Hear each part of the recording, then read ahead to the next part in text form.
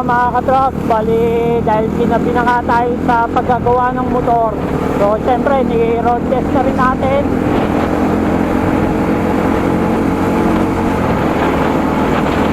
Para malaman natin kung okay.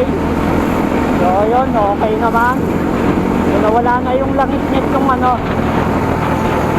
yung gulong ko sa likod. Kasi dati naririnig ko lumalangit-ngit siya eh.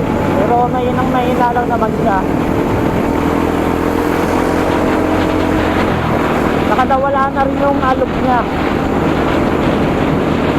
Okay, success yung natin mga katrop. Paggawa natin sa motor. Good na good.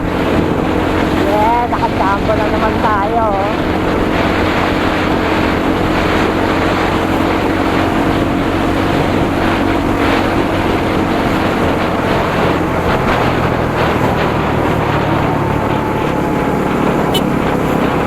Ang hindi lang natin napalitan yung isang yung isang bearing, yung doon sa may sprocket.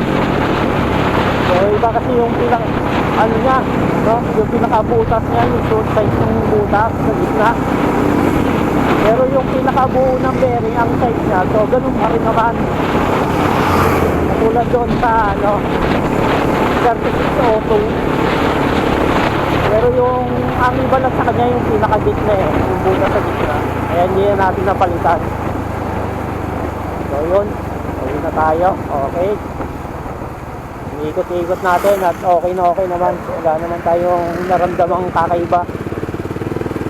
So parang sarap na uling gamitin ng motor.